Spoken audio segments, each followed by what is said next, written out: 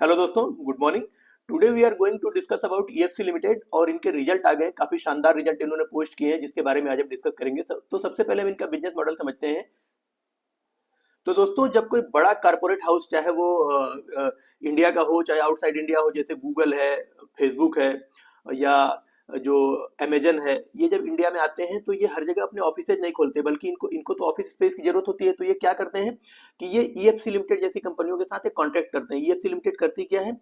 EFC limited India के अलग अलग टीयर टू टीयर थ्री और जो टॉप क्लास की सिटीज है, मेट्रो सिटीज है, उन सिटीज में क्या करती है कि जो लैंडलॉर्ड होते हैं, जिनके पास लैंड होती है या जिनके पास प्रॉपर्टी है या जिनके पास बिल्डिंग है, उनके साथ एक कॉन्ट्रैक्ट कर लेती है। उनको उनसे ये बिल्डिंग्स को या प्रॉपर्टी को लीज पर या रेंट पर ले लेती है और उसी प्रॉपर्टी को ऑफिस स्पेस में कन्वर्ट करती है, मैनेज करती है। उसमें उसमें अलग अलग जैसे पार्किंग की भी अरेंजमेंट करेगी, ऑफिस में सिटिंग चेयर का जो अरेंजमेंट है वो करता है, उसकी क्लीनलीनेस के लिए अरेंज करते हैं, पानी की व्यवस्था करते हैं। इसके बाद उसकी जो पूरा इकोसिस्टम है उसको डेवलप करते हैं, और डेवलप करने के बाद वो अमेजन, फ्लिपकार्ट या जो ये आपकी गूगल, मेटा, ऐसे जैसे जो बड़े कारपोरेट हाउस हैं, तो इन कारपोरेट हाउस को वो प्रॉपर्टीज वो ऑफिस स्पेस में कन्वर्ट करके उनको एक एग्रीमेंट करते हैं और उनको रेंट पर देते हैं, और उससे पर सीट रेंट ये लोग चार्ज करते हैं। तो दोस्तों, ये इनका बिजनेस मॉडल है। एंड ये अपने बिजनेस को तीन तरीके से करते हैं। पहला तो क्या है, पहला जो इनका मॉडल है वो ऑफिस लीज पर देने का, एंड लीज या रेंट पर देते हैं पहले तो ऑफिस स्पेस मैनेज करके। और दूसरा इनका बिजनेस है, ये ऑफिस की इंटीरियर डिजाइनिंग करते हैं। जैसे कोई कारपोरेट हाउस है, उसके पास अपना खुद का ऑफिस है और वो चाहता है कि उसको उसकी इंटीरियर डिजाइनिंग उसके अकॉर्डिंग किया जाए, तो ये उसकी डिजाइनिंग करते हैं, तो वहां से भी इनको रेवेन्यू कंट्रीब्यूट होता है। एंड तीसरा जो इनका बिजनेस मॉडल है, तीसरा बिजनेस मॉडल इनका फर्नीचर वाला बिजनेस है। इनके पास अपना खुद की एक टीम है, खुद का एक प्लांट है जिसमें फर्नीचर मैन्युफैक्चरिंग करते हैं। And as per the customer requirement modified and curated furniture ये रेडी करते हैं। रेडी करने के बाद जैसा ये उसको सेल करते हैं, मार्केट में भी सेल करते हैं एंड अपने कस्टमर, अपने क्लाइंट के लिए भी सेल करते हैं। तो ये इनके तीन बिजनेस मॉडल है। पहला हो गया इनका ऑफिस लीज पर देने वाला बिजनेस मॉडल, जिससे इनको रेवेन्यू कंट्रीब्यूट होता है। दूसरा इनका बिजनेस मॉडल हो गया आपका जो ऑफिस का इंटीरियर डिजाइनिंग करते हैं, उससे भी इनको रेवेन्यू कंट्रीब्यूट होता है। और तीसरा बिजनेस मॉडल है फर्नीचर सेल करने का, तो इससे भी इनको रेवेन्यू कंट्रीब्यूट होता है। तो ये तीनों तरीके से अपना बिजनेस करते हैं और तीनों तरीके से इनको रेवेन्यू कंट्रीब्यूट होता है। और ये क्या करते हैं, ये जो लैंडलॉर्ड होता है या जो प्रॉपर्टी का ऑनर होता है, उससे प्रॉपर्टी को 5 या 10 साल के लिए लीज पर या रेंट पर लेते हैं। एंड देन उसमें वो अपने रिक्वायरमेंट के हिसाब से, क्लाइंट की रिक्वायरमेंट के हिसाब से उसको मॉडिफाई करके ऑफिस स्पेस में कन्वर्ट करने के बाद उसको लीज या रेंट पर दे देते हैं। तो उससे इनको बीच में क्लाइंट से ये लेते हैं पैसा, और उसमें से जो रेंट है वो जो लैंडलॉर्ड है या प्रॉपर्टी का ऑनर है उसको पे करते हैं, और उसके बाद जो उनका बचता है वो इनका खुद का जो रेवेन्यू है वो है। एंड ये क्या करते हैं कि इनका कॉन्ट्रैक्ट होता है, जो बड़े बड़े कारपोरेट हाउस होते हैं, कारपोरेट्स के साथ इनके 3 से 5 साल के कॉन्ट्रैक्ट होते हैं। उसके बेसिस पर उनको लीज या रेंट पर देते हैं और पर सीट चार्ज करते हैं। और दोस्तों, अगर आप इनके क्लाइंट देखें तो इनके क्लाइंट टेक महिंद्रा है, फ्लिपकार्ट है, अमेजन इनका क्लाइंट है, गोदरेज है, कार ट्रेड टेक इनका क्लाइंट है। इसके अलावा मेटा है, यूलू है, वेस्ट कॉर्प है, महिंद्रा फाइनेंस है, रिलायंस है, हिताची है। इसके अलावा भी इनके बहुत सारे क्लाइंट्स हैं, जिनके बारे में हम डिटेल में इस वीडियो में डिस्कस करेंगे। एंड अगर दोस्तों इनका जो रिसेंटली रिजल्ट आया था उसके बारे में हम डिस्कस करें, तो इनका रेवेन्यू 52% से ईयर ऑन ईयर बेसिस पर ग्रो हुआ है, और इनका अगर प्रॉफिट आफ्टर टैक्स देखें तो वो 54% से ईयर ऑन ईयर बेसिस पर ग्रो हुआ है। और ये पिछले कई क्वार्टर से 50, 70, 100% के रेट से कंटिन्यूसली ग्रो किए जा रहे हैं। स्टॉक ने अभी पैसा उतना बनाया नहीं खास जितना बनाना चाहिए, क्योंकि इतनी वोलेटिलिटी में स्टॉक प्राइस इनका टॉप से काफी गिर चुका है। लेकिन बिजनेस के वर्टिकल देखेंगे तो काफी अच्छा बिजनेस मॉडल है इनका। प्लस इनका परफॉर्मेंस देखेंगे तो कंटिन्यूसली बहुत शानदार परफॉर्मेंस ही किए जा रहे हैं पूरे सेगमेंट में। सबसे टॉप परफॉर्मिंग कंपनी है। इनके स्पेस में देखेंगे तो ऑफिस नाम से एक कंपनी है, एक कंटोर ऑफिस स्पेस नाम से भी एक कंपनी है, एंड कई अभी रिसेंटली लिस्ट हुए कंपनियां। लेकिन उन सबसे परफॉर्मेंस वाइज अगर आप देखें तो ईएफसी लिमिटेड का परफॉर्मेंस हमेशा बेटर रहा है। एंड अगर दोस्तों हम इनके वैल्यूएशन के बारे में भी डिस्कस करेंगे। चलिए थोड़ा सा इनके जो रिसेंटली रिजल्ट आया है उसको डिटेल में डिस्कस करते हैं। तो दोस्तों, अगर हम इनके क्वार्टर 3 FY26 का परफॉर्मेंस देखें तो इनका रेवेन्यू 52% से ईयर ऑन ईयर बेसिस पर ग्रो हुआ है। और इनका रेवेन्यू अगर अभी देखें तो बढ़कर के हो गया 2696 मिलियन। और अगर आप इनका इबिट्टा देखें तो इबिट्टा में 20% की ईयर ऑन ईयर बेसिस पर ग्रोथ दिखाई देगी आपको, जो कि बढ़कर के हो गया 1116 मिलियन। एंड दोस्तों, अगर आप इनका प्रॉफिट आफ्टर टैक्स देखें तो उसमें भी आपको शानदार ग्रोथ दिखाई देगी। वो 54% की उसमें ग्रोथ है और वो बढ़कर के हो गया 624 मिलियन। और दोस्तों, अगर आप इनके बिजनेस को सेगमेंट वाइज अगर आप इनका रेवेन्यू देखें तो इनका जो लीजिंग वाला सेगमेंट है जिसमें प्रॉपर्टी को लीज या रेंट पर देते हैं ये कारपोरेट्स को, उसमें 40% की ग्रोथ आई है ईयर ऑन ईयर बेसिस पर। और जो इनका डिजाइन एंड बिल्ड वाला सेगमेंट है जिसमें ये कस्टमर की नीड के अकॉर्डिंग उनके ऑफिस को डिजाइन करते हैं, उसमें फर्नीचर बिल्ड करते हैं, तो वो वाला सेगमेंट अगर देखेंगे तो उसमें 76% की ग्रोथ आई है ईयर ऑन ईयर बेसिस पर। और दोस्तों अगर आप इनका फर्नीचर वाला सेगमेंट देखते हैं सेपरेटली, तो फर्नीचर वाले सेगमेंट में 16% की ग्रोथ आई है ईयर ऑन ईयर बेसिस पर। और अगर दोस्तों इस पूरे साल के इनके रेवेन्यू को अगर हम क्वार्टर वाइज अगर सेग्रीगेट करके देखेंगे, तो क्वार्टर वन में जो इनका इबिट्टा है उसमें 120% की ग्रोथ आई थी compare to last year quarter one. और अगर क्वार्टर टू में देखा जाए तो वो उसमें 40% की ग्रोथ आई थी। क्वार्टर थ्री में अगर आप देखें तो उसमें 20% की ग्रोथ दिखाई दे रही है। और अगर आप इनके प्रॉफिट आफ्टर टैक्स को ऐसे ही देखें तो लास्ट ईयर के क्वार्टर वन के कंपैरिजन में इस साल के क्वार्टर वन में 196% इनका पैट ग्रो हुआ था, एंड 55% से क्वार्टर टू में ग्रो हुआ था पैट, एंड 54% से अभी क्वार्टर थ्री का जो रिसेंट रिजल्ट आया है इसमें इनका प्रॉफिट आफ्टर टैक्स ग्रो हुआ है। और दोस्तों अगर आप इनके रिजल्ट को 9 मंथ बेसिस पर, क्योंकि इस साल का 9 मंथ कंप्लीट हो चुका है, 3 क्वार्टर के रिजल्ट आ चुके हैं, तो अगर 9 मंथ बेसिस पर कंपेयर करें तो लास्ट ईयर के 9 मंथ के कंपैरिजन में इस साल के 9 मंथ में इनका जो रेवेन्यू है वो 67% से ग्रो हुआ है, एंड इनका जो इबिट्टा है वो 49% से ग्रो हुआ है। एंड अगर आप इनका प्रॉफिट आफ्टर टैक्स देखें तो उसमें 79% की जबरदस्त ग्रोथ आपको दिखाई देगी। एंड अगर आप इनका पैट मार्जिन देखें तो वो भी इंप्रूव हुआ है। लास्ट ईयर के 9 मंथ में इनका जो प्रॉफिट आफ्टर टैक्स का मार्जिन था वो 20.8% हुआ करता था, जो कि अभी बढ़ करके 22.3% हो चुका है। और दोस्तों अगर आप इनके रेवेन्यू को सेगमेंट वाइज देखते हैं तो जो इनका लीजिंग वाला बिजनेस है उससे इनके टोटल रेवेन्यू का 52% रेवेन्यू कंट्रीब्यूशन आता है, एंड इनके जो डिजाइन एंड बिल्ड वाला सेगमेंट है, डिजाइन एंड बिल्ड वाले सेगमेंट से 42% रेवेन्यू कंट्रीब्यूशन इनको मिलता है, एंड 6% रेवेन्यू कंट्रीब्यूशन आता है इनके फर्नीचर वाले सेगमेंट से। तो फर्नीचर वाले सेगमेंट से अगर आप देखें तो सबसे कम रेवेन्यू कंट्रीब्यूट अभी होता है। मेनली इनका जो बिजनेस है वो आपका जो लीजिंग एंड रेंट वाला बिजनेस है, और दूसरा डिजाइन एंड बिल्ड वाला सेगमेंट है। और दोस्तों अगर आप ईएफसी लिमिटेड का इनके पास देखें तो इनके पास कई ब्रांड्स भी है, जिन ब्रांड्स के अंतर्गत ये अपने प्रोडक्ट को या अपने बिजनेस को रन करते हैं, जिसमें अगर आप देखें तो इनका जो एक ब्रांड है बिग बॉक्स और एक व्हाइट हिल्स। तो ये बिग बॉक्स और व्हाइट हिल्स इनका जो है प्रीमियम सेगमेंट का ऑफिस स्पेस है। मीन्स ये क्या करते हैं, इसमें कस्टमर की रिक्वायरमेंट के अकॉर्डिंग प्रीमियम फर्नीचर होता है, प्रीमियम क्यूरेटिंग करते हैं, उसके अकॉर्डिंग डिजाइनिंग करते हैं, एंड देन उसको अपने क्लाइंट को हैंड ओवर करते हैं। एंड जो इनका एक ब्रांड है स्प्रिंट नाम से, स्प्रिंट इनका अफोर्डेबल सेगमेंट में ऑफिस स्पेस बनाता है और अपने क्लाइंट को हैंडओवर करता है। इसकी प्राइसिंग थोड़ी कम होती है कंपेयर टू बिग बॉस और व्हाइट हिल्स। और इनका एक चौथा ब्रांड है इक डिजाइन के नाम से। इक डिजाइन इनका फर्नीचर वाला सेगमेंट है। इक डिजाइन के ब्रांड नेम से ये अपने फर्नीचर को मैन्युफैक्चर करते हैं और सेल करते हैं। और दोस्तों अगर आप इनके प्रमोटर देखें तो इनके फाउंडर मिस्टर उमेश कुमार सहाय हैं, जो कि फर्स्ट जनरेशन इंटरप्रेन्योर है, और इनके पास 20 ईयर से ज़्यादा का एक्सपीरियंस है इस फर्नीचर सेगमेंट का। एंड ये स्पेशली इन्होंने पहले काम किया हुआ है रियल एस्टेट सेगमेंट में, डाटा सेंटर इंफ्रास्ट्रक्चर में, एंड आईटी से रिलेटेड जो सेक्टर है इंडिया में उस वाले सेगमेंट में इन्होंने काम करके रखा है। तो इनका टोटल एक्सपीरियंस उसका है, और इसके बाद इन्होंने क्या किया, अपना खुद का अभी ये ऑफिस स्पेस वाला बिजनेस शुरू किया है। और दोस्तों अगर आप इनके क्लाइंट देखें तो इनके क्लाइंट में आपको बजाज फिनसर्व मिलेगा, गोदरेज है, हिताची है, जॉनसन एंड जॉनसन है, स्टैंडर्ड चार्टर्ड है, टेक महिंद्रा है, वोल्टास है, वर्लपूल है, रिलायंस है, फ्लिपकार्ट है, Titagarh, MCX, CRISIL, Mahindra finance, Excel और एक्साइड हो गया, मुथूट फाइनेंस है, कैनन है, रेड बुल है, पूना वाला फिनकार्प है, इसके अलावा शारदा यूनिवर्सिटी, ई कार्ट है, नो ब्रोकर है। तो इनके बहुत सारे क्लाइंट्स हैं जो आप यहाँ से देख सकते हैं। तो दोस्तों अब थोड़ा सा हम इनके बिजनेस के बारे में, जो इनको बिजनेस के तीनों वर्टिकल है, जो लीजिंग वाला सेगमेंट है, एंड जो इसके बाद जो ऑफिस इंटीरियर वाला सेगमेंट है, एंड जो तीसरा जो फर्नीचर वाला सेगमेंट है, तीनों बिजनेस को अगर हम अलग अलग डिस्कस करें तो जो लीजिंग सॉल्यूशन वाला इनका बिजनेस है, जिसमें ऑफिस को लीज या रेंट पर देते हैं, उसमें ये एंटरप्राइज ऑफिस भी करते हैं, मैनेज्ड ऑफिस का काम भी करते हैं, एंड इसके अलावा कस्टमाइज ऑफिस भी रेडी करते हैं। एंटरप्राइज ऑफिस का मतलब क्या होता है कि एक किसी ऑनर से, प्रॉपर्टी ऑनर से किसी प्रॉपर्टी को लीज पर ले लेते हैं, रेंट पर ले लेते हैं, और इसके बाद उसको ऑफिस स्पेस में कन्वर्ट करते हैं, एंड इसके बाद फिर क्या करते हैं कि ये उनको अपने क्लाइंट को पर सीट चार्ज करते हुए उसको ऑफिस रेंट पर दे देते हैं। तो ये इसमें सारा अरेंजमेंट इनका इनका अपने हिसाब से होता है, अपने हिसाब से उसमें पार्किंग रेडी करते हैं, अपने हिसाब से फर्नीचर रेडी करते हैं, अपने हिसाब से उसमें ऑफिस में डिजाइनिंग करते हैं, एसी कहाँ लगाना है, कहाँ वाटर सिस्टम लगाना है, कहाँ पर वॉशरूम बनाने हैं, कहाँ से इनको क्लीनिंग का अरेंजमेंट करना है, ये सारा अरेंजमेंट इनका खुद का रहता है, और ये फिर उसको ये रेंट पर दे देते हैं। और इसमें रेंट पर कैसे क्लाइंट इनको मिलते हैं, ऐसे क्लाइंट मिलते हैं जैसे जैसे कोई छोटे एसएमई होते हैं या फिर ऐसे स्टार्टअप्स होते हैं जिनमें 2 या 4 एम्प्लॉय होते हैं, तो उनको बड़े ऑफिस तो चाहिए नहीं होता है। उनको मेनली सीटिंग चाहिए होती है, 4-5 सीट का एक छोटा ऑफिस चाहिए होता है।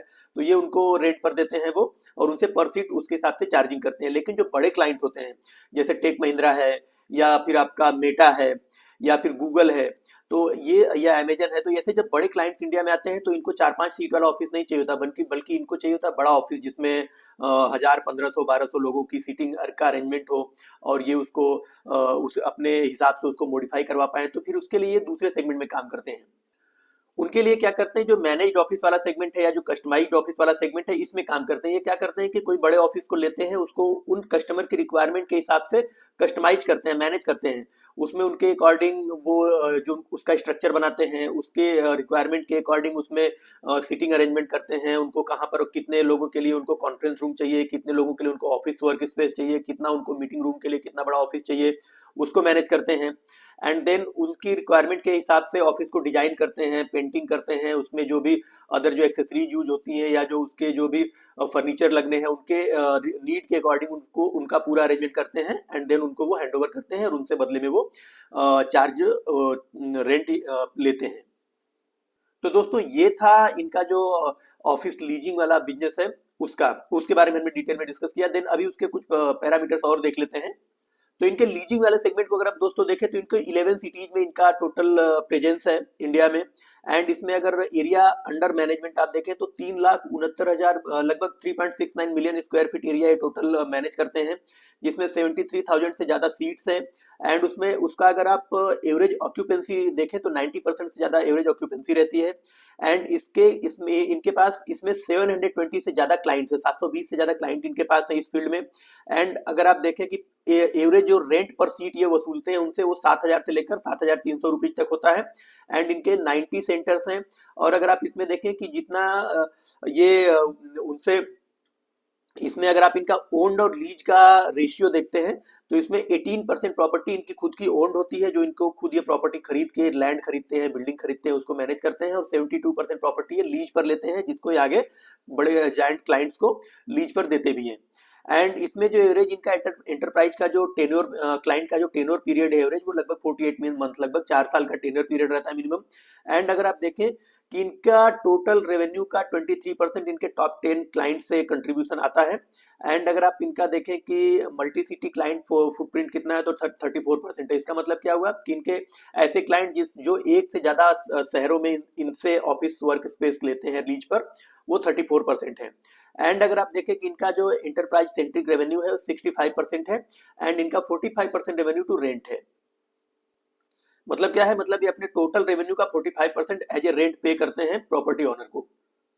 और दोस्तों अगर आप लीजिंग ऑफिस स्पेस वाले सेगमेंट में देखें, तो ये इंडिया में ईस्ट, वेस्ट, नॉर्थ, साउथ, चारों ही डायरेक्शन में आपको इनकी प्रेजेंस मिलेगी। अगर आप देखें तो नॉर्थ में ये न्यू दिल्ली, गुड़गांव, नोएडा में इनका प्रेजेंस है। और वहां पे इनकी टोटल कैपेसिटी का 15% कैपेसिटी है। एंड वेस्ट में अगर आप देखें, तो अहमदाबाद, मुंबई, नवी मुंबई, पुणे में इनका प्रेजेंस है, और वहां पर इनकी टोटल कैपेसिटी का 70% वहां पर है। एंड अगर आप साउथ रीजन में देखें, तो साउथ में ये हैदराबाद, चेन्नई और बेंगलोर में इनका प्रेजेंस है, और वहां पर इनका टोटल 13% प्रेजेंस, 13% इनका टोटल जो प्रेजेंस का 13% वहां पर है। और अगर आप देखें ईस्ट में, तो ईस्ट में कोलकाता में ये इनका प्रेजेंस है, और कोलकाता से इनका इनका 2% का इनका प्रेजेंस वहां पर है। मतलब इनकी टोटल कैपेसिटी का 70% प्रेजेंस इनका इनके वेस्ट इंडिया में है, 15% प्रेजेंस इनका नॉर्थ इंडिया में है, 13% प्रेजेंस इनका साउथ इंडिया में है, और 2% प्रेजेंस इनका ईस्ट इंडिया में है। और दोस्तों इसके ये प्रॉपर्टी लीजिंग में ये रेंट पर तो लेते हैं जो प्रॉपर्टी ओनर से उनसे उनकी प्रॉपर्टी, इसके अलावा इनकी खुद की भी कुछ प्रॉपर्टीज, ओल्ड प्रॉपर्टीज हैं। जैसे कि एक स्प्रिंड वाका डिवाडी नाम से इनका एक लगभग 50,000 स्क्वायर फीट का एक ऑफिस स्पेस है, जो इनका खुद का ओन्ड है। इसके अलावा एक मैरीसॉफ्ट आईटी पार्क है, जो लगभग 81,000 स्क्वायर फीट का एक पूरा आईटी पार्क है, जो कि इनका खुद का ओन्ड है, जो इनका अपना है। एक स्प्रिंट टावर नाम से इन्होंने प्रॉपर्टी 2-3 क्वार्टर पहले एक्वायर की थी, वो लगभग 1,22,000 स्क्वायर फीट की प्रॉपर्टी है। इसके अलावा एक कोणार्क अल्फा नाम से इनकी अपनी खुद की ओन्ड प्रॉपर्टी है, जो लगभग 26,500 स्क्वायर फीट में फैली हुई है। तो टोटल अगर ओन्ड एरिया आप देखते हो, तो लगभग 2,80,000 स्क्वायर फीट में इनका टोटल ओन्ड एरिया फैला हुआ है, जो कि इनका अपना खुद का है। इसके लिए इनको किसी को रेंट देने की जरूरत नहीं है। और दोस्तों अगर आप मैनेज्ड वर्क स्पेस को ग्लोबली देखें तो ग्लोबली ये लगभग 15.4% के सीएजीआर से कंटिन्यूसली बढ़ रही है और एक्सपेक्टेड है कि बाई 2030 ये लगभग $53.5 बिलियन की इंडस्ट्री बन जाएगी। अब दोस्तों इनका जो बिजनेस का दूसरा सेगमेंट है डिजाइन एंड बिल्ड वाला, तो डिजाइन एंड बिल्ड में क्या करते हैं कि किसी कारपोरेट का जो ऑफिस पहले से उनके पास ऑफिस होता है, उस ऑफिस को वो उसके लिए ये डिजाइनिंग एंड उसको रीस्ट्रक्चर करते हैं, उनको रीडिजाइन करते हैं, उनमें जो फर्नीचर का मैन्युफैक्चरिंग है वो करते हैं, तो पूरी तरीके से रीबिल्ड करते हैं उनके ऑफिस स्पेस को, रीडिजाइन करते हैं। उस वाले सेगमेंट में अगर आप देखें तो लगभग 5.1 million square feet office area अब तक डिजाइन कर चुके हैं। एंड इसमें बेसिकली देखें तो रियल एस्टेट ऑफिसेज है, आईटी और आईटी से रिलेटेड ऑफिसेज है, फार्मास्यूटिकल इंडस्ट्री है, एजुकेशनल जो इंस्टीट्यूशंस है वो है, इसके अलावा जो एनर्जी सेक्टर की कंपनियां हैं उनको इन्होंने रीडिजाइन और रीबिल्ड किया है। इसके अलावा अगर आप इनमें ऑर्डर बुक देखें तो लगभग 160 करोड़ का ऑर्डर बुक इनके पास इस सेगमेंट से है। इनके पास 80 से ज्यादा डिजाइनर्स और इंजीनियर्स की टीम है जो ये इस वाले सेगमेंट में काम करती है, इनके डिजाइन और बिल्ड वाले सेगमेंट में। एंड 40 से ज्यादा क्लाइंट को अब तक ये सर्विस प्रोवाइड कर चुके हैं और 11 से ज्यादा लोकेशन पर अब तक ये बिल्ड एंड डिजाइन का काम कर चुके हैं। और दोस्तों इनका जो तीसरा बिजनेस वर्टिकल है फर्नीचर वाला सेगमेंट, तो फर्नीचर वाले सेगमेंट में इनका अपना एक खुद का ब्रांड है, इक डिजाइन के नाम से, डबल आई के एक डिजाइन, ये इनका ब्रांड है। तो इस नाम से ये इस ब्रांड नेम से अपने फर्नीचर को मैन्युफैक्चर करते हैं और बड़े बड़े कारपोरेट्स हैं या जो ऑफिस स्पेस में काम करने वाली दूसरी कंपनियां हैं उनको सप्लाई करते हैं और इसके अलावा ये उसको रिटेल में भी सेल करते हैं। और अगर आप देखें तो इसमें ये लोग मॉड्यूलर फर्नीचर बनाते हैं, इसके अलावा जो मेटल फैब्रिकेशन वाले फर्नीचर होते हैं वो भी बनाते हैं, वुड वर्किंग मतलब लकड़ी वाले जो फर्नीचर होते हैं वो भी मैन्युफैक्चर करते हैं। इसके अलावा जो सीएनसी मेटल और वुड वाले जो ब्लेंडेड फर्नीचर होते हैं वो भी मैन्युफैक्चर करते हैं। फिर इसमें जो सॉफ्ट सीटिंग का अरेंजमेंट होता है उस टाइप के फर्नीचर भी मैन्युफैक्चर करते हैं। इसके बाद जो ऑफिस चेयर असेंबली वाला फर्नीचर होता है तो ऑफिस चेयर असेंबली को भी मैनेज करते हैं। और इस इनके लिए स्पेसिफिकली इसके लिए एक इन्होंने फैक्ट्री है, इनके पास एक यूनिट है जहां पर ये इस टाइप के फर्नीचर बनाते हैं, वहां पर इनके पास मशीन है, टेक्नोलॉजी है, स्किल्ड लेबर है। एंड इसके अलावा इनको कंज्यूमर की डिमांड भी इस फील्ड में अच्छी खासी दिखाई दे रही है, जिसके लिए ये इस फील्ड में लगातार इन्वेस्टमेंट बढ़ाए जा रहे हैं और लगातार इस फील्ड के ऊपर फोकस कर रहे हैं। एंड देन इनका बिजनेस में अगर आप देखें तो मार्केट शेयर भी बढ़ता जा रहा है। और दोस्तों ये फर्नीचर वाले सेगमेंट में अगर आप देखें तो इनके पास लगभग 2750 से लेके 3000 मिलियन तक की टोटल मैन्युफैक्चरिंग कैपेसिटी है। एंड अब तक इन्होंने 50,000 से ज्यादा नंबर ऑफ फर्नीचर बना के सेल कर चुके हैं या डिलीवर कर चुके हैं अपने क्लाइंट को। और अगर आप इनके पास इनमें ऑर्डर बुक देखें तो 400 मिलियन से ज्यादा का ऑर्डर बुक है, मीन 40 करोड़ से ज्यादा का ऑर्डर बुक इनके पास फर्नीचर सेगमेंट से है। एंड इनके पास 1200 से ज्यादा टाइप के फर्नीचर मैन्युफैक्चर करते हैं और बेसिकली इनके बनाए हुए फर्नीचर रियल एस्टेट सेगमेंट है या जो को लिविंग वाला जो ऑफिसेज होते हैं, हॉस्पिटैलिटी है, आईटी एंड जो एजुकेशन वाला सेगमेंट होता है, इंडस्ट्री और अलग अलग टाइप की इंडस्ट्रीज होते हैं उनको ये सर्व करते हैं। और इंडिया का जो फर्नीचर वाला सेक्टर है वो उसमें ग्रोथ कंटिन्यूसली बढ़ रही है, आने वाले समय के साथ उसमें और भी ज्यादा ग्रोथ होगी, क्योंकि अभी देखिए मार्केट साइज 2024 में 101 बिलियन डॉलर का मार्केट साइज था इंडिया में, लेकिन वो एक्सपेक्टेड है कि 2032 तक लगभग 183 बिलियन डॉलर की इंडस्ट्री हो जाएगी। एंड इसमें जो रेवेन्यू ग्रोथ का सीएजीआर है वो 7.69% के रेट से कंटिन्यूसली ये इंडस्ट्री ग्रो कर रही है। और दोस्तों अगर आप इनके फाइनेंशियल स्नैपशॉट देखें तो आप देखेंगे कि FY23 में जो इनका रेवेन्यू केवल 1032 मिलियन का हुआ करता था वो भी बढ़ करके 6567 मिलियन का हो चुका है। लगभग 2023 से अगर 2025 देखें तो पिछले 3 सालों में ये 5 टाइम्स से ज्यादा ग्रो कर चुका है। और अगर आप इनका इबिटा देखें तो वो भी ऑलमोस्ट पिछले 3 सालों में 5 टाइम्स 5 गुना हो चुका है। और अगर आप इनका पैड देखते हैं तो जो पहले केवल 39 मिलियन हुआ करता तो बढ़ करके आज 1408 मिलियन हो चुका है। मतलब इनका प्रॉफिट आफ्टर टैक्स लगभग 35-40 गुना हो चुका है, टाइम्स हो चुका है। एंड अगर आप इनका आरओसी देखें दोस्तों तो वो भी काफी बढ़िया ढंग से परफॉर्म कर रहे हैं।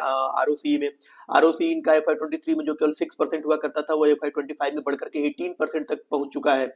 और अगर आप इनका रिटर्न ऑन इक्विटी देखें तो वो भी दोस्तों लगभग FY23 में केवल 5% हुआ करता था जो अभी बढ़कर के 24% तक पहुंच चुका है। तो दोस्तों अगर कंपनी को आप देखते हैं एफसी लिमिटेड को, तो company no doubt small cap है, 3000 करोड़ के मार्केट कैप की कंपनी है, 3500 करोड़ के मार्केट कैप है इनका। तो और इसी हिसाब से अगर आप देखें तो कि इनके स्टॉक प्राइस में काफी वॉलेटिलिटी रहती है, क्योंकि जब भी स्टॉक मार्केट में डाउन टर्न आता है, डाउन साइकिल आता है या जो बियर साइकिल आता है तो सबसे ज्यादा पिटाई स्मॉल कैप और माइक्रो कैप सेगमेंट के शेयरों की ही होती है, तो इनकी भी पिटाई हुई है, टॉप से काफी डाउन है, 30-40% ऑलमोस्ट डाउन है, ज्यादा ही डाउन होंगे, 50% के आसपास डाउन है। तो ये काफी, अभी अगर आप वैल्यूएशन देखें शेयर का तो काफी रीजनेबल हो चुका है। जो अपना ग्रोथ के रेशियो में अगर आप देखते हैं तो एक वैल्यूएशन का एक छोटा सा कैलकुलेशन मैंने यहाँ पर किया हुआ है। अगर आप देखें कि क्वार्टर जो 9 मंथ का पैट है इनका लगभग 166 करोड़ इनका प्रॉफिट आफ्टर टैक्स हो चुका है। और इनका अगर देखें कि क्वार्टर 4 में जो इनका रेवेन्यू है वो लगभग 74 करोड़ हो सकता है, जैसा इन्होंने अब तक परफॉर्म किया है। क्योंकि अगर क्वार्टर 4 FY25 में देखें तो 48 करोड़ का इनका रेवेन्यू था, और इनका ग्रोथ जो है 55-60% के रेट से कंटिन्यूसली अपना ये रेवेन्यू ग्रो कर रहे हैं, पैट भी ग्रो कर रहे हैं। तो अगर क्वार्टर 4 लास्ट ईयर का फोर्थ क्वार्टर में देखें तो इनका पैट कितना था, 48 करोड़। तो अगर 55% भी उस पर ग्रोथ हम कैलकुलेट करते हैं तो वो 74 करोड़ हो जाता है। और इसका इनका इस जो अभी करंट FY26 चल रहा है इसमें 9 मंथ का रेवेन्यू कितना है, 166 करोड़। इसमें अगर आप 74 करोड़ को ऐड कर देते हैं तो टोटल रेवेन्यू इनका 240 करोड़ के आसपास हो जाता है। और अगर आप इनका टोटल मार्केट कैप देखें तो 3600 करोड़ का इनका मार्केट कैप है। अगर आप इसको 3600 को डिवाइड कर दे 240 से, जो इनका पैट होगा FY26 का, तो इससे अगर डिवाइड करते हैं तो इनका जो पी रेशियो निकल गया था 1 ईयर फॉरवर्डेड पी 15 के आसपास निकल गया था। और करंट पी इनका कितना चल रहा है, करंट पी इनका लगभग 30-35 के आसपास चल रहा है। और 1 ईयर फॉरवर्डेड पी इनका निकल के आता है 15 के आसपास। तो 15 के पी पर आपको एक ऐसी कंपनी मिल रही है जो 50-55% के रेट से कंटिन्यूसली ग्रो किए जा रही है, तो ये काफी सस्ता डील है मेरे हिसाब से, काफी लुक्रेटिव डील है, काफी रीजनेबल डील है। और ऐसी ही कंपनियां आपके लिए स्टॉक मार्केट में फ्यूचर में पैसा बना सकती हैं। अगर इनमें डाउन साइकिल नहीं आया तो ये ऐसे ही परफॉर्म करती गई तो ये नो डाउट आपके लिए फ्यूचर में पैसा बना सकती है। क्योंकि ऐसी ही कंपनियों, अगर आप पास्ट में उठा के देखें हिस्ट्री, तो ऐसी ही कंपनियों ने इन्वेस्टर्स के लिए पास्ट में काफी पैसा बनाया है, और ये भी बना सकती हैं। एंड आप अगर इनका price to earning growth ratio देखें तो वो भी 0.3 के आसपास निकल के आता है, जो कि काफी सस्ती लगती है, मुझे तो काफी रीजनेबल लगती है कंपनी। और मेरा इन्वेस्टमेंट भी है इस कंपनी में, इसीलिए मैं इसको क्लोजली ट्रैक करता हूँ, इनका रिजल्ट ट्रैक करता हूँ, मैनेजमेंट का कॉन्फ्रेंस कॉल आता है तो उसको भी ट्रैक करता हूँ। और अभी कॉन्फ्रेंस कॉल इनका आया नहीं क्वार्टर 3 के रिजल्ट के बाद, जैसे ही आता है मैं उसका एक वीडियो बना करके अपलोड कर दूंगा आप लोगों के अपने चैनल के ऊपर, जो कि आप लोगों के लिए काफी हेल्पफुल होगा। तो दोस्तों, अगर आपको बिजनेस से रिलेटेड किसी भी तरीके की कोई क्वेश्चन है तो प्लीज आप लोग कमेंट बॉक्स में मेरे साथ शेयर करिए। Thank you.